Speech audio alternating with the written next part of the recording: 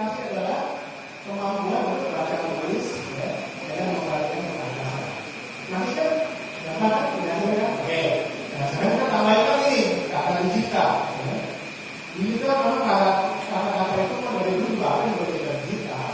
Ya, ini orang-orang sesama ini kalau dari itu kan. Dengan kami apa masih ada yang analog itu cara dan ini nggak apa-apa kita pakai digital. Nah memudahkan penjelasan digital kita pakai istilah ruang digital. Ya. Jadi istilahnya ruang digital. Jadi literasi digital adalah kemampuan baca dan tulis yang memperhatikan apa di depan kasar di ruang digital. Nah di novel itu kan? Nah ruang digital itu apa? Nah kan? Karena repot kali itu dari ruang digital.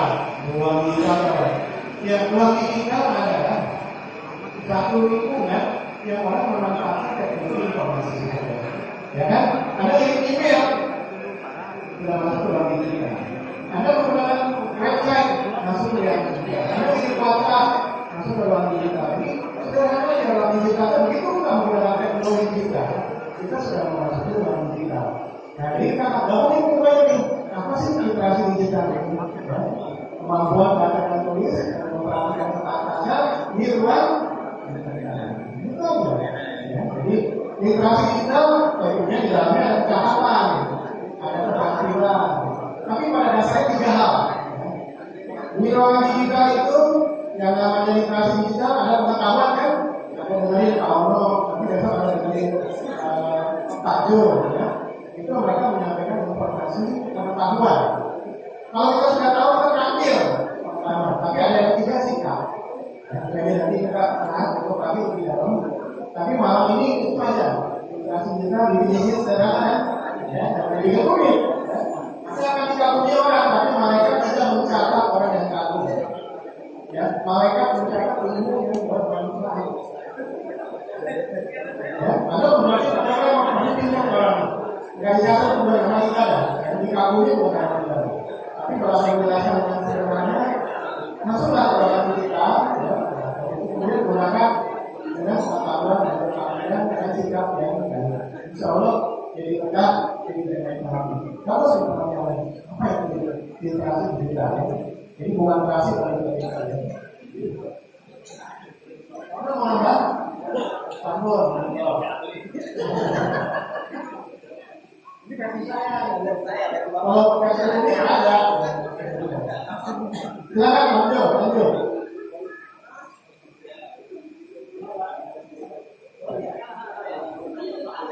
Oke, jadi tadi menyinggung literasi digital, memang nanti besok jadi akan mengupas secara sederhana. Jadi jangan berpikirnya tentang naik jauh-jauh dulu. Oh, nanti kita jual naik mana itu nanti itu lain lagi. Jadi kita yang berharap itu sebenarnya kalau awalnya juga ada namanya internet sehat. Kalau awalnya yang sudah lihat zaman dulu, mau selalu bilang berpikir dulu sebelum ada posting itu zaman masih 2000 sekolah 2002. Iya, berarti namanya kan ya. Itu cara anak 2002 beliau sudah mengisyaratkan itu kemudian ada data tentang internet sehat dan kenyataannya pada saat ini sebenarnya internet sehat. Satu sakit dan banyak hoax. Ya sakit kalau ada. Nah ini teman-teman silakan bertanya lagi. Mumpung ada dua orang ini, ya silakan.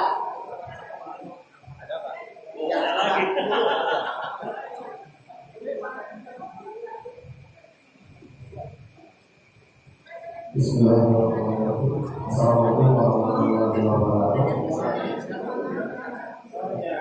Perkenalkan nama saya Haji Saputra. Saya doktor yang bisa Bandung bersama Ahmad Bukul. Pertama saya beruntung sekali bisa ikut jam ini karena pertanyaan ini sebenarnya sudah lama saya bertanya cuma belum tepat aja orang kumpul di sini Pak Orang terkait dengan yang kominfo kebocoran data KTP ya. Kamu penasaran? Terus tadi dengan Bapak menjelaskan pertahanan judi online itu jadi jago, karena jago-jago, gitu kan. Terus yang di Kominfo apa kurang jago sampai bisa kebobolan gitu loh Pak, gitu loh Pak. Ya kan? Terus aku pengen tahu pendapatnya Bapak tentang seburuk itukah pertahanan cyber dari idenya di Indonesia ini loh. Padahal itu menyangkut satu Indonesia kan, kok sampai bisa kebobolan segitu loh. Itu pertanyaan saya. Terima kasih wassalamualaikum warahmatullahi wabarakatuh. Dari saya Kementerian Kominfo orangnya apa sedang berdiri berdiri tak tolong. Jadi ini beliau langsung dari Kementerian Kominfo, ada Pak Guru di belakang. Jadi ngomongin Kominfo ada kementerian, Ada kementerian beliau.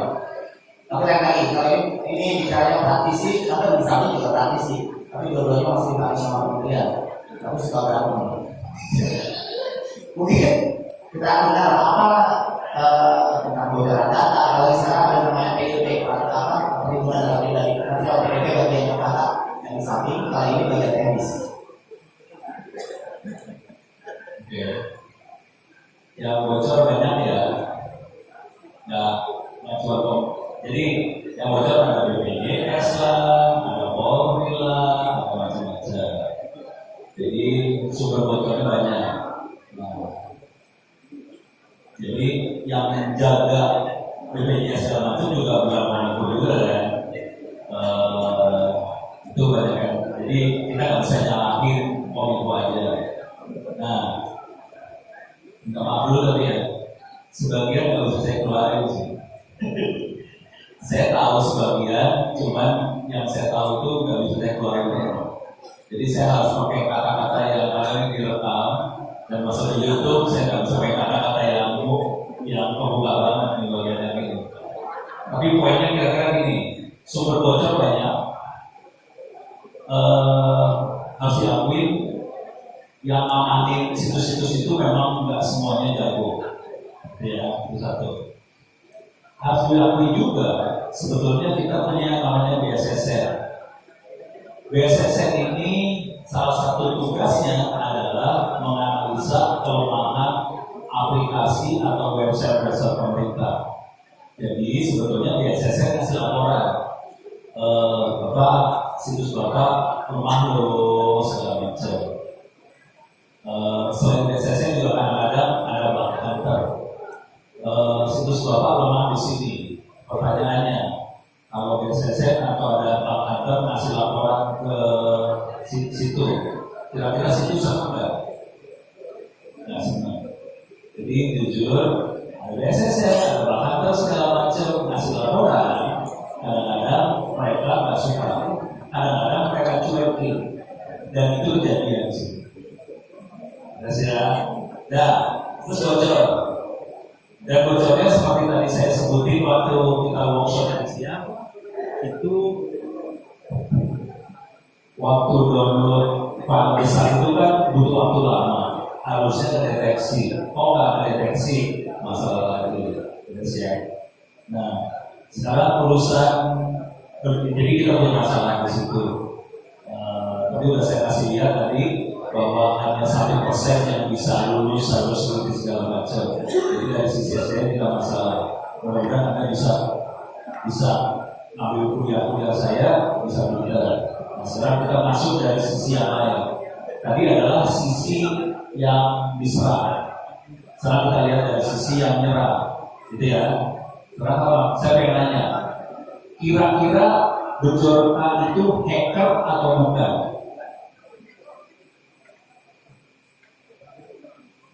Pertanyaan sederhana aja, Bejorka itu hacker atau bukan? Dari karakternya, dari caranya, Anda silakan baca kuliah saya, apa itu hacker. Nanti akan kelihatan bahwa cara-cara hacker tidak, seorang hacker pasti tidak mau kelihatan. Terus ya, hacker itu nggak kelihatan. Hacker itu ada di bawah tanah. Mereka nggak mau kelihatan, bahkan mereka nggak mau berinteraksi biasanya. Kalau sampai muncul di media sosial terus bereaksi kayak gitu, itu bukan ciri-ciri hacker. Satu. Jadi ada agenda lain di situ. Kedua, katanya dia juga mungkin kan beli data loh. Jadi dia bukan nge-hack data, beli data. Beli data itu nggak murah. Berarti ada yang punya uang gede buat beli data tadi. Pasti ada satu agenda besar buat beli data tadi. Nggak tahu apa, nggak bisa dijelasin. Terus yang selanjutnya, pertanyaan sederhana aja. Emang data yang dipegang Bujorka sama data aslinya emang sama? Tahu dari mana bahwa datanya sama? Dicek sama teman-teman, nggak sama. Hati-hati loh. Jadi kadang-kadang ada hal-hal yang mungkin nggak kelihatan sama orang awam, dan ini di belakang layar ceritanya panjang sih sebenarnya. Kelihatan itu. Terus ya. Tapi yang penting dari ini semua, mudah-mudahan kita semua sadar bahwa ada dunia sebelah sana yang mungkin akan mengeksploitasi apa yang kita punya, dan setelah eksploitasi mereka akan menjadikan duit lah apa segala macam. Konsekuensi dari itu semua adalah Anda harus hati-hati dan menjaga semua informasi data yang kita punya. Terus ya, sini, oke. Terima kasih, Pak. Tadi kebocoran. Jadi istilah yang dipakai sekarang adalah kebocoran data. Memang beda ya, kalau kita embel lalu kali dia bocor, isi embel hilang. Kalau kebocoran data ya datanya kemana-mana, tapi yang dalam embel tidak ada. Jadi nggak ada istilah gimana data ini. Tapi secara teori kebocoran data itu bisa menyebabkan beberapa hal. Yang paling sering tidak dibahas di Indonesia, karena kita bangsa yang sudah adalah yang namanya insider threat. Jadi kebocoran data yang disebabkan oleh orang dalam. Nah, kita mengerti data itu sekarang menjadi dari tinggi ya. Data orang perorangan kan, karena bisa untuk di pemasaran, bisa untuk penawaran, dan itu. Kalau datanya jumlahnya banyak, nilainya makin tinggi. Kalau datanya udah 10 juta, luar biasa kematiannya mahal. Jadi ini ada yang desa nanti ya, hati-hati. Saito akan menuntut Anda. Ya, Saito akan bilang, ini ada pedagang-pedagang. Ibu Tuti arti desa ya, punya data apa yang punya desa ini? Orang cuma ada hobi apa, anaknya berapa, penyakitnya apa, kosmetika yang sukai apa, itu ada. Mahal. Jadi saya pun akan mengatakan jual itu mahal. Nah kemudian Ibu Tuti ini pintar, datanya dia jual, dia bilang terakhir. Kalau bisa lain, padahal Allah udah bilang, kalau dihukum silakan. Nah itu juga kadang-kadang kita tidak tahu seperti orang bilang di belakang kan apa hukumnya.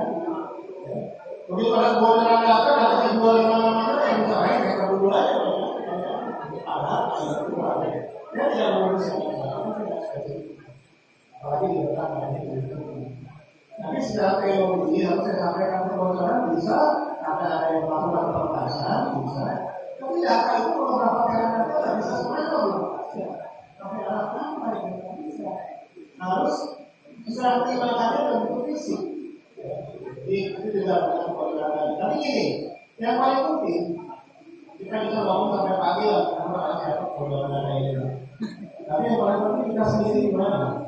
Nah, kita sendiri ada sebagai akun desa itu punya tanggung jawab memproses, ada juga mengendalikan datanya seperti apa.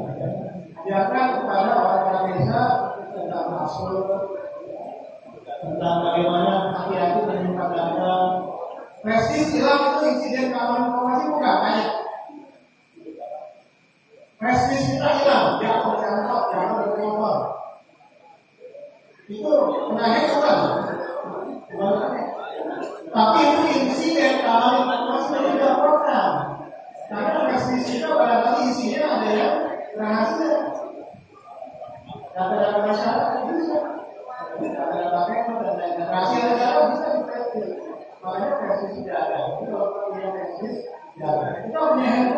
Yang sekarang yang ditinggal, karena sholat itu sholatnya ditinggalkan handphone di restoran, kalau orang masih ditinggal.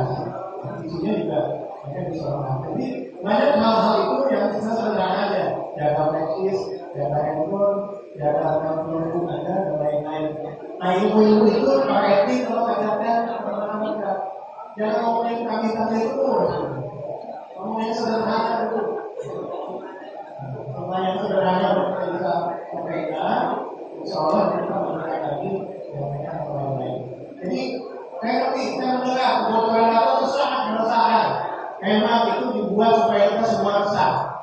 Jangan resah, ya. Kita bangsa yang besar, ya. Mau bocor satu kali kita tahu, ya. Jadi data kita dari kapan-kapan juga sudah bocor, ya. Orang di mana-mana kita sudah pakai PKPP, ya. Jadi kami kita jaga supaya depan jangan sampai mulai dari mana? Mulai dari diri kita masing-masing, ya. Mulai dari desa, dari desa pengelola aplikasinya meyakinkan masyarakat desa untuk menggunakan digital itu secara aman.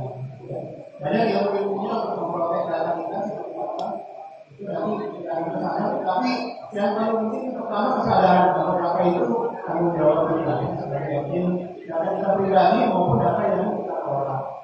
Nah, di mana di Pemalang desa sudah mempunyai email yang bukan Gmail? Ada nggak desa yang punya email sendiri? Belum ada ya? Ada sebagian ya. Nah, itu aja dikembangkan. Ya. Jadi ada email sendiri yang memang email dari kabupaten Pemalang ya. Kita mulai dari kecil. Emailnya email kita sendiri. Jadi pelan-pelan kita akan meningkat terus. Mungkin itu sedikit tentang penyesuaian baru. Jadi besok sudah merasa gitu.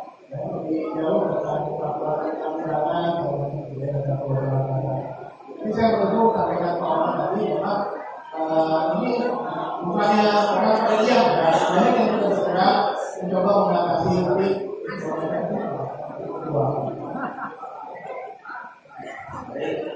jadi kalau saya menambahkan kalau perusahaan itu namanya ada ini. Jadi orang yang masuk luar server itu harus ada kami. Jadi hal ini sederhana, jangan bawa-bawaan bisnis. Ini kalau kita memang punya data-data penting, maka jangan biasakan orang untuk mengambil sembarangan. Itu yang sederhana aja. Jadi kita bisa menjalani itu kita punya data penduduk, kita punya data tanah, kita nggak tahu. Bisa jadi ada warga tidak tahu. Ini yang saya paling jauh itu adalah masuk ke ruangan kades, kemudian nyari prestis, copy paste, itu yang paling jauh. Ada yang tidak semua kan? Jadi jangan mikirnya jauh di atas ya, karena dengan cara seperti itu kita jarang sekali di desa menjamin bahwa komputer yang ada di layar itu tidak menodai oleh penanganan yang lalu. Ini saya belum menetapkan. Jadi hal-hal yang kecil, kalau besar main di jadi kalau saya pakai perusahaan sebelum masuk server yang kita alami bahwa tidak boleh menaruh satu kayu atau menyemik kayu. Nah, kalau saya harus dikasih tahu, apalagi ambil. Nah, pertanyaannya di desa juga.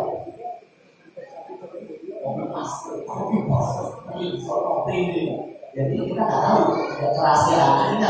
Ada beberapa surat di desa itu yang banyak, baik UAPBD dan lain sebagainya. Sebelum selesai masa 1 tahun itu boleh dibuka.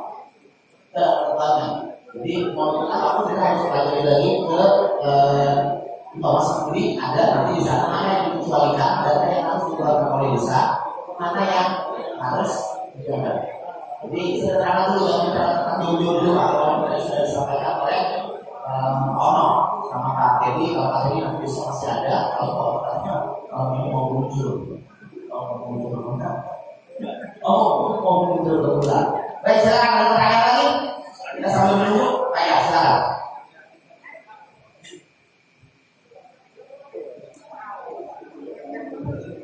Bismillahirrahmanirrahim. Assalamualaikum warahmatullahi wabarakatuh.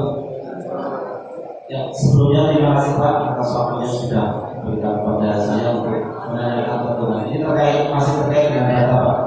Tetapi pertanyaannya saya ingin saja. Ini begini Pak, beberapa minggu yang lalu ini laptop dari desa saya itu terserang oleh yang namanya virus ataupun hacker itu Pak. Ya. Kenapa saya katakan hacker itu semakin kita konekkan ke wifi atau internet, maka file itu akan berubah menjadi .exe Pak. Itu mungkin itu sudah biasa. Itu jarak beberapa minggu itu ternyata kita itu dapat notifikasi email yang dimana email tersebut itu memberitahu kami bahwa untuk ada data kami kembali itu untuk mentransfer sejumlah uang itu di email tersebut. Dan ini pertanyaannya, ini untuk antisipasi kami ke depan, itu sebenarnya mereka virus ataupun hacker itu menyerang kita itu di saat laptop ataupun PC kita itu sudah digunakan untuk apa? Untuk browsingkan atau untuk mengirim email atau untuk apa? Dan pertanyaannya yang lainnya juga, apa ya Pak, ini seberapa kuat sih antivirus yang kita gunakan? Kalau bisa itu mau rekomendasi untuk antivirus yang terbaik gitu Pak. Ya, terima kasih. Assalamualaikum warahmatullahi wabarakatuh. Ini dua-duanya antivirus semua. Antivirusnya namanya Linux. Ya, jadi itu namanya ransomware. Ransomware itu memang tujuannya adalah mendapatkan uang tebusan ya. Kalau nanti mereka menyerahkan kepada kita kunci untuk membuka data kita kembali. Tetapi yang penting bagaimana mencegah dan mengobatinya. Ransomware itu motivasinya memang minta uang. Minta uang karena data kita diangkat, kemudian kita harus buka untuk kembalikan. Masalahnya banyak perusahaan besar di dunia itu bayar, mereka kan lebih kaya, ya, bayar aja. Kemudian akhirnya gara-gara mereka bayar itu menjadi bisnis yang besar. Ya, dan kita itu menjadi satu bisnis besar untuk para penyerang tadi. Saya nggak suka mereka itu organisasi. Ya, ada orang-orang di desa juga yang disuruh mereka itu waktu berikutnya dengan kripto dan lain-lain orang-orang yang lain tadi. Nah, mencegahnya apa? Ini aku sudah bertanya. Maksudnya apa ya itu ya? Bagaimana kita mencegah? Ya itu ransomware memang virus masuk ke tempat kita seperti virus biasa. Nah, cuma virus ini kerjanya ngacak-ngacak data. Nah, Anda pikir-pikir lagi kalau Anda sebelumnya pakai nama yang lain. Bisa jadi notebook Anda masuk ke website yang tidak baik, yang bermasalah, termasuk website pornografi. Mohon maaf ya kalau Anda ya. Jadi itu salah satunya, ya. Nah, dari situ ditawarkan, ada ini, ada game, ada segala macam. Itu semua konten-konten berbahaya, akhirnya menolak masuk ke bisa juga dari OS nggak bisa. Makanya kalau bisa ya pakai OS yang bagus. Saya nggak tahu. Umumnya operating system yang terbuka itu lebih aman, karena banyak yang melihat. Umumnya, tapi jangan juga percaya 100%. Nah, bagaimana kita mencegah supaya nggak kehilangan data? Yang pertama, jawabannya backup. Jenengan pasti nggak ada backup. Kita tandakan. Nah, buat ganda. Jadi data Anda yang penting ini dibuat ganda. Jadi sering lebih bagus. Kalau ada backup sebulan sekali, sebulan akan hilang katanya. Kalau ada backup seminggu sekali, seminggu akan hilang. Kalau tiap hari hilangnya terus sekali kan. Jadi ada sendiri yang tentu nggak mau hilangin berapa banyak. Ya. Saya tidak akan ngajarin. Mau sebulan sekali, terserah Anda. Anda mau hilangin berapa lama? Karena tahannya nanti sendiri berapa lama. Itu backup ya. Nah sekarang ada juga yang menyedihkan. Ada orang itu backupnya itu nempel itu jaringan. Yang kena juga. Saya tanya, ibu backupnya gimana? Karena Pak Fer aja sudah pakai backup. Gimana di sini? Ini konek nggak? Konek ya udah. Nah juga dia udah kayak gitu juga. Ya ini kalau bisa backup itu dilepas, kita offline yang tidak biasa. Ada juga yang ini, dia backup tapi sekarang backupnya nggak berhasil. begitu dibaca, nah isinya juga. Nah, jadi progres backup itu salah program ya di sini. Backup itu setelah kita lakukan online, kita sekarang dilihat bisa dibaca atau tidak. Jadi itu obatnya ransomware sederhana. Nah, antivirus ada antivirus apa yang bagus? Mereka jual jauh. Nah, malah nggak bisa orang tahu. Jadi kalau ransomware itu maksudnya memang canggih.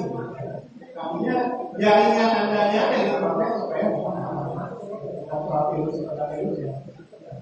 Itu kalau nggak main lagi karena orang tidak bisa deteksi. Karena itu bagaimana? Jadi gini ceritanya, tahu yang namanya enkripsi? Enkripsi tahu? Jadi kalau kita punya filenya diacak, bukan disifir, enkripsi itu diacak. Contoh paling sering kita pakai itu VPN. Kalau kita web pakai VPN itu hacker nggak bisa melihat kita lagi ngapain. Itu dienkripsi. Virus ransomware dan teman-temannya itu adalah virus yang filenya dienkripsi. Konsekuensinya dia dienkripsi, antivirus apapun nggak bisa didetek. Jadi tadi nanya antivirusnya apa? Nggak ada. Sampai sekarang nggak bisa. Jadi caranya kerjanya, cara pertahanannya seperti apa? Backup. Ini saya udah ngobrol sama teman-teman di Dell komputer ya. Dia bilang ke saya, solusinya backup, ada yang backup bagi bulanan, mingguan, harian dan sebagainya. Terus yang masalah pada saat di backup, kalau virusnya ke backup juga kan masalah.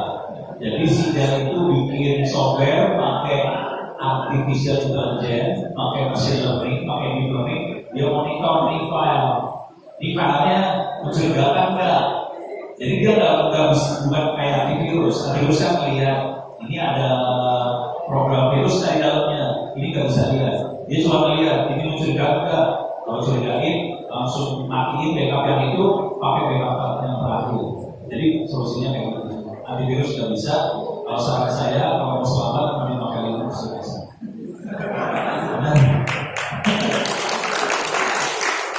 Ya, ini tadi yang saya bilang pakailah alat yang percaya ya.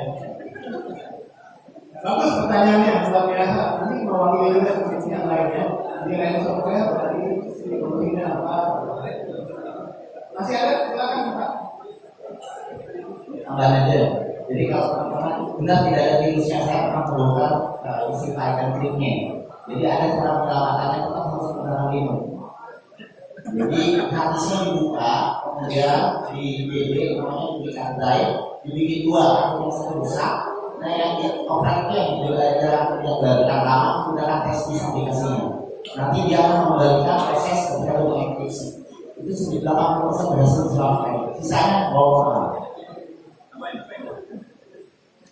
Kalau Anda pengen bikin ransomware, serius, masuk ke GitHub, cari source code, masukin keywordnya ransomware atau cryptovirus, keluar source code-nya, Anda bisa bikin ransomware, bisa balik ke ransomware. Segampang itu bikin ransomware, akibatnya nggak pakai Windows nggak selamat. Pertanyaannya, kalau kita transfer duit ke hackernya, emang dikasih passwordnya? Jangan percaya, percuma. Mendingan backup. Oke, silakan pertanyaan lagi. Pokoknya bisa selamatnya cuma kali ini. Linduk ini dari Oke, silakan yang dari perempuan. Tadi ada bisik-bisik dari tetangga, kayaknya ada yang mau bertanya, silakan. Oh iya. Oke, balik lagi yang tua-tua. Jadi yang senior gimana? Yang muda-muda masih muda-muda. Silakan ada pertanyaan lagi, silakan tanyakan. Mumpung dua kakak, ini dua-duanya dari kota. Ya, silakan sharing apa yang pernah dilakukan di desa, kemudian apa yang pernah dilakukan oleh Anda tentang teknologi yang bagus. Silakan. Sorry, saya pengen nanya.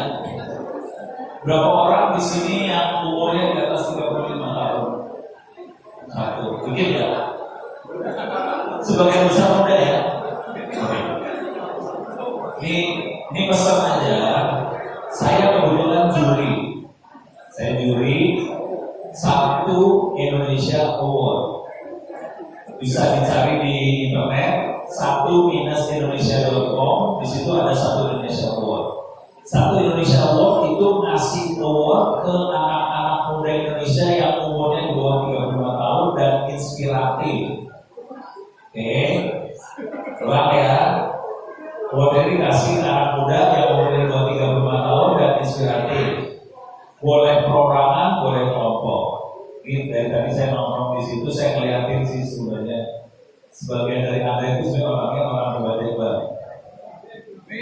Ya, jadi kalau bisa, tolong lihat web itu, kalau bisa usulin teman Anda yang inspiratif, misalnya sebagai admin desa bisa membangun desanya secara dahsyat.